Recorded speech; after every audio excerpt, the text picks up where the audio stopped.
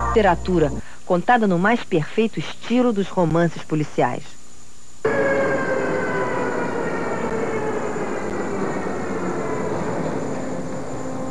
Aqui nestas rotativas da última hora, um dos símbolos da era Vargas, Samuel Weiner, o dono do jornal, nunca mandou imprimir o que ele conta aqui neste livro, Minha Razão de Viver, um dos sucessos editoriais de 88, que é um verdadeiro mergulho nos bastidores do jornalismo e da política do Brasil dos anos 50 e 60.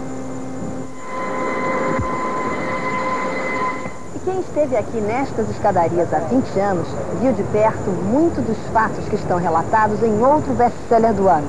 1968, o ano que não terminou, de Zuenir Ventura, é um livro em que esta Praça do Rio, a Cinelândia, é também um personagem. O livro de Zuenir fala do drama e da aventura de uma geração que foi para a rua em busca do sonho da mudança. Mudança na cultura, no comportamento e na política. Foi nesse cenário bem baiano, a rampa do Mercado Modelo em Salvador, que Jorge Amado escolheu para começar mais um sucesso. Dessa vez é o Sumiço da Santa. E a Santa é Santa Bárbara, o Inhansã, que chega aqui de barco, pisca o olho e some por 48 horas em Salvador. Tudo no melhor realismo fantástico. Um livro para divertir. Jorge Amado diz que foi o primeiro a se divertir com a história. Uma história alegre, na linha de Gabriela e Dona Flor. O sabor genuíno da Bahia, sua gente, seus tipos e suas crenças aparece no livro em forma de conversa de bar. Bem ao jeito baiano, brasileiro e popular. Mas o Sumiço da Santa não foi o único sucesso da família Amado. Zélia Gattai, mulher de Jorge Amado, tirou dessas fotografias inspiração para mais um livro de memórias, Jardim de Inverno. No livro, Zélia faz uma viagem poética aos tempos da Guerra Fria, quando ela e Jorge Amado compensaram o gosto amargo do exílio político com a experiência de viver num castelo da Tchecoslováquia ao lado de outros escritores. Uma experiência marcante na vida e na obra de Jorge e Zélia.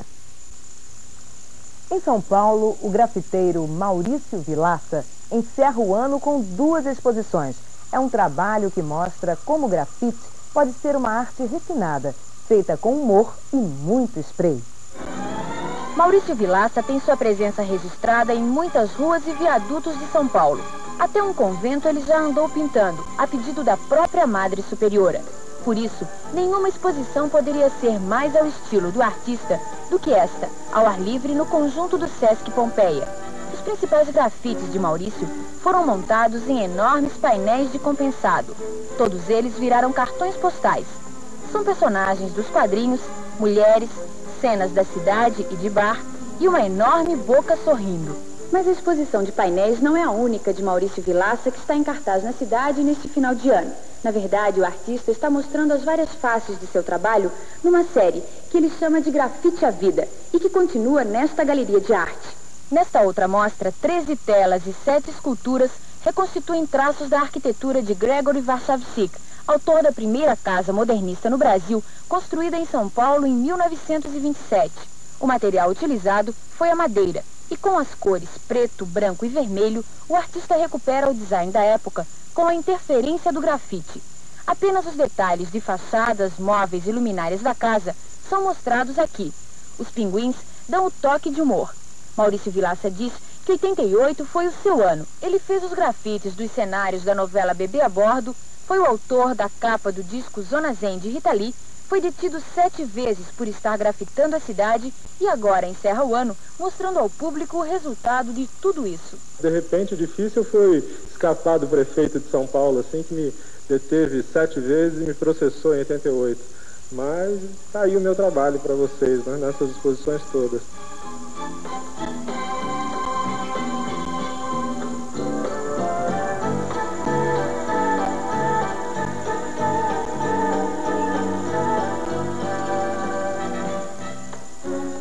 Quando se fala em vinho nesta época do ano, todo mundo pensa logo em Réveillon.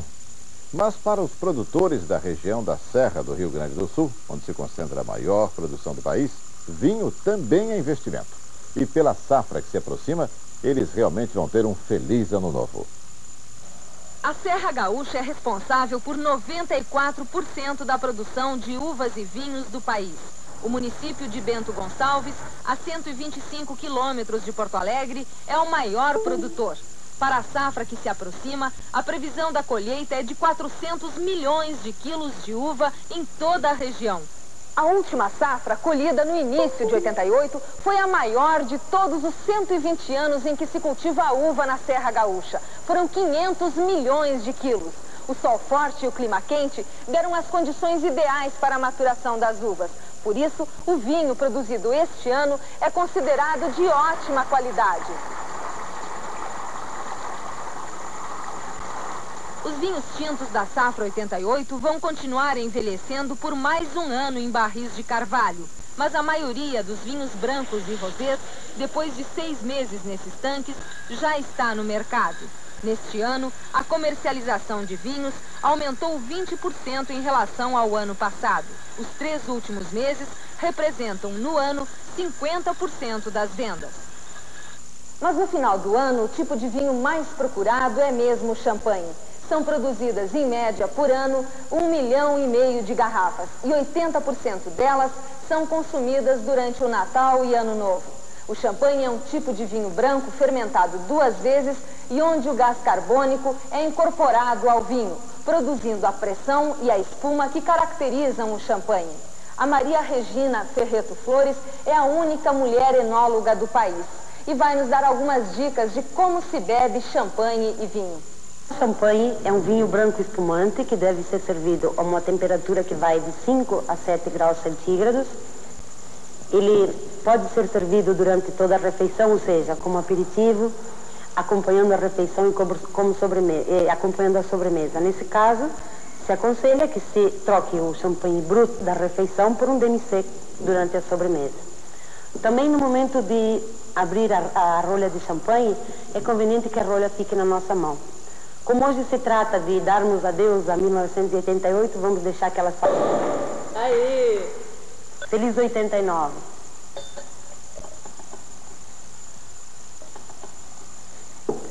Tchim, tchim. Tchim. Boa noite. Boa noite. ZYA 725, Rede Globo, Minas, Canal 5, Juiz de Fora.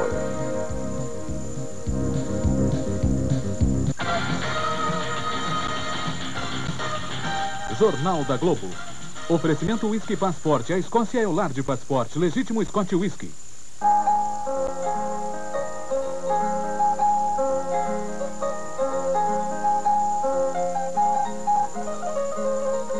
A luta pelo reconhecimento da importância da contribuição negra como uma contribuição fundamental para o estágio atual da civilização humana. A África. Aqui na África, a gente compreende tudo isso. A necessidade da luta pelo resgate da grandeza desse povo todo, que através deste mar foi levado como escravo para tantos lugares. A presença negra no mundo e sua dinâmica. E a importância disso para o futuro harmonioso da humanidade. Esta será a nossa reflexão.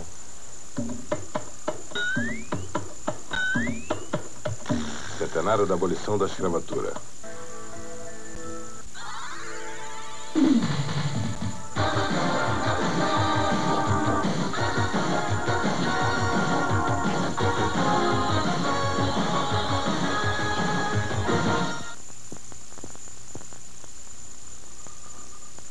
Boa noite.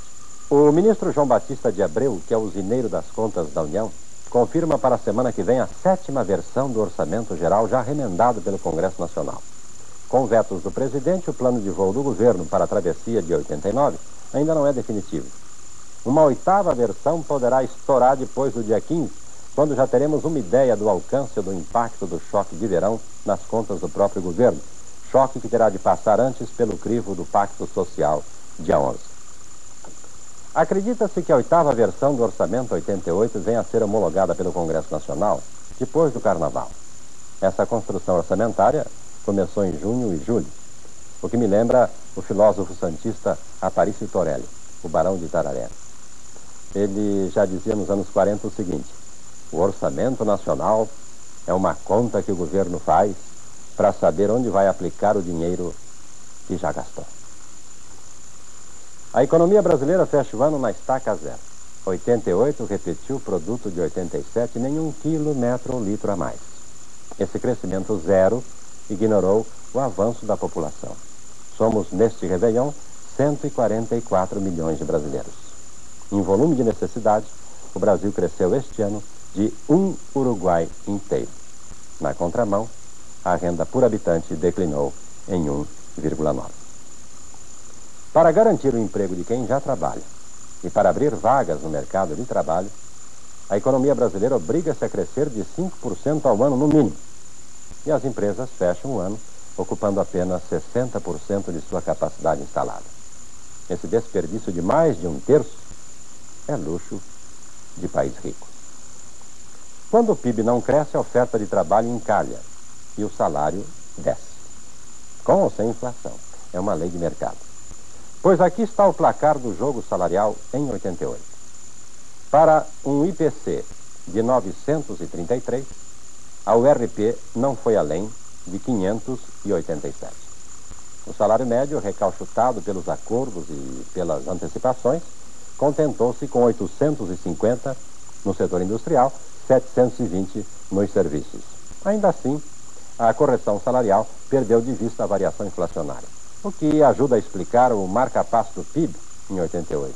O consumo de ponta no varejo sofreu uma queda de 17% este ano, e sem mistério.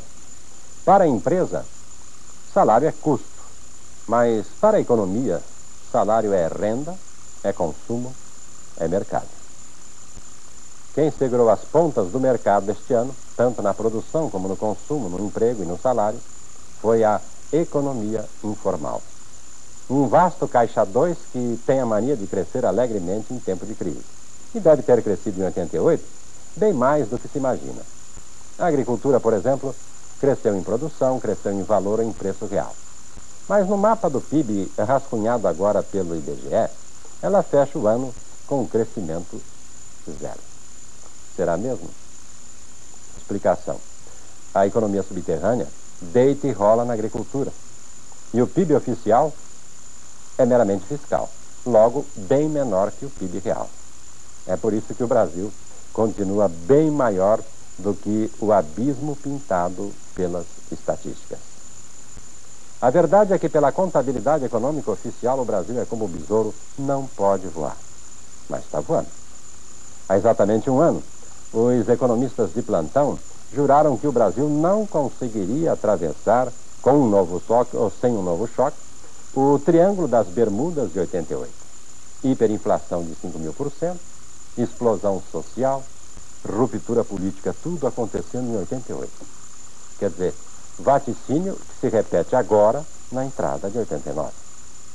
Mas para os profetas da catástrofe, cabe a observação do professor Murray Rothbard do Instituto von Mises de Washington. Certos economistas, diz ele, perdem tempo de ouro fazendo previsão econômica pelos jornais e pelas televisões. Eles poderiam ganhar bilhões de dólares fazendo a mesma coisa no mercado de ações. E agora, a última da noite. Decretada finalmente a maxi-desvalorização da moeda. Maxi de 50% a partir de domingo, dia 1º. Ano novo, câmbio novo. Objetivo da Maxi: estimular o crescimento das exportações e atrair capitais e investimentos estrangeiros para a economia interna. A Maxi de 50%, a primeira em 70 anos, foi aprovada hoje pelo Conselho de Ministros da União Soviética.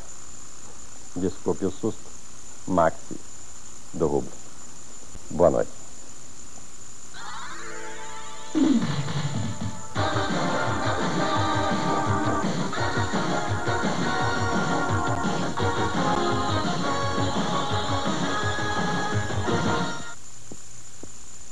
Alô, Pilares!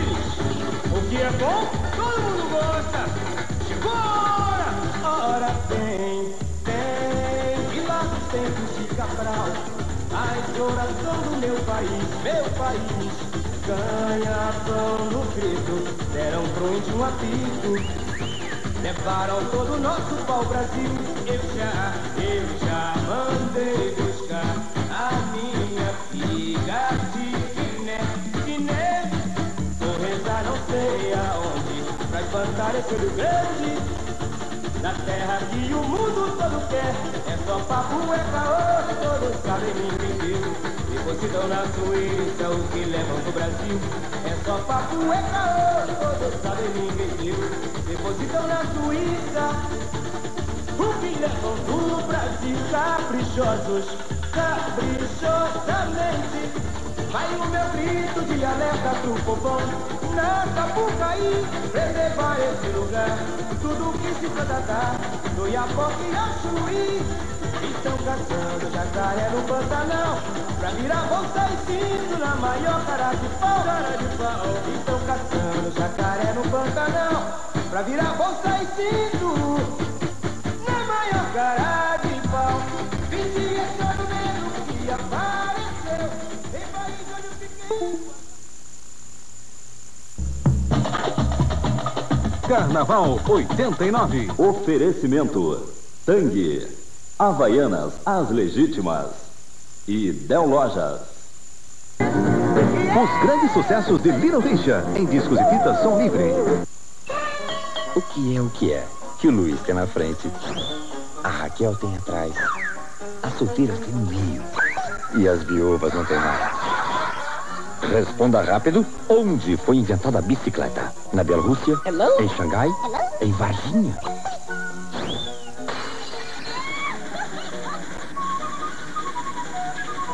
A resposta está no Almanac Globo Rural 89. O Almanac tem de tudo. 89. A Globo pega pra valer. É de Globo.